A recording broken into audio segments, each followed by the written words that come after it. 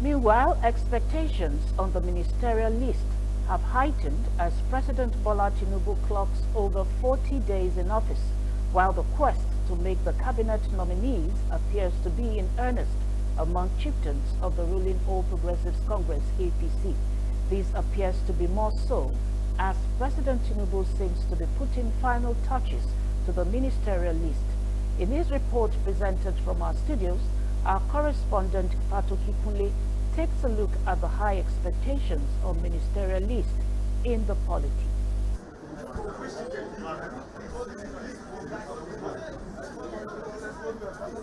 By law, President Bola Tinubu is required to name his cabinet within 16 days after taking the oath of office on May 29 and transmit it to the upper chamber of the National Assembly, the Senate for screening and confirmation.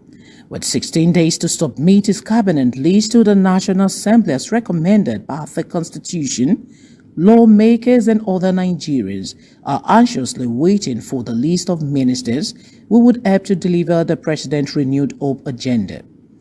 There are strong indications that the federal parliament was awaiting the ministerial list, with some expressing worry over the delay as they appear not to respect a further delay in the list. Well, there's a timeline already that have been cast in the act that I think 2 months the president must submit for proper clearance. And I think from now to 2 months' time, I think the executive will present it to the floor of the House and we'll look into it. So what concerns us most is presenting those names to the floor of the House.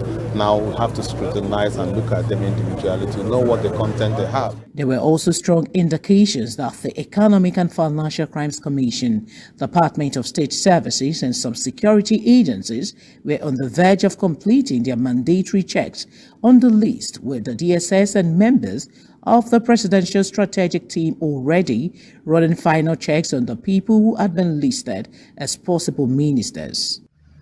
And in appointing these people, it would be very, very, very wrong and risky for these people that have been so appointed to just occupy office without having a background check on them called security check. And that security check is to know whether they are found fit and proper, as it were, to occupy the office, particularly that of the political, that of the ministerial office or position.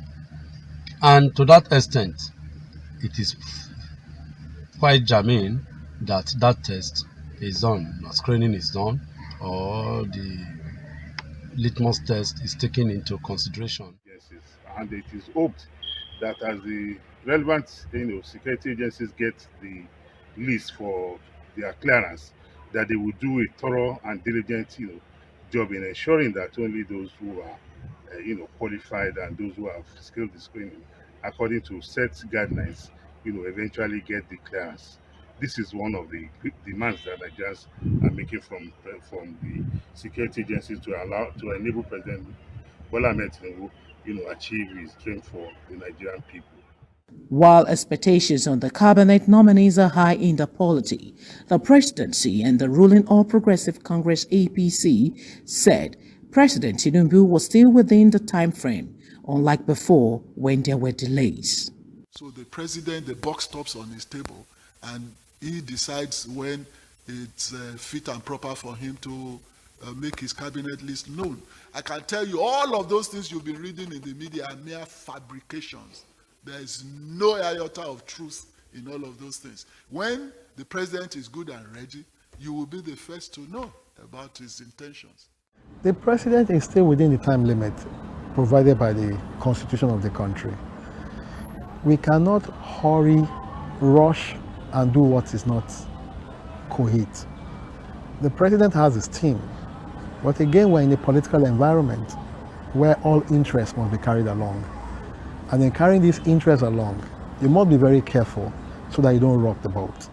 To ensure the ministerial list is made up of technocrats from the private sector and politicians, Nigerians believe that the country has many competent individuals residing in the country that could serve as ministers, while some are calling an improved women representation in the ministerial list.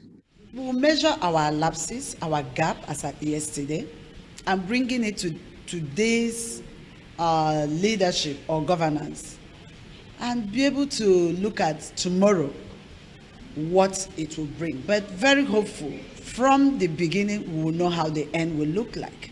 So the takeoff is very promising, and we are hopeful that women this time around will be part and parcel of leadership at all aspects of leadership in our country. It's a natural thing. People will always look for positions. People will always look for opportunities. What we can insist upon as Nigerians is that, one, there should be no delay in releasing that list of ministers. I think there is an existing law, the alteration to the Constitution also, that says, within 2 months of assuming office, the president must submit the names. So President Tinubu is able to observe all of these principles. He will be making a great statement about representation, about competence.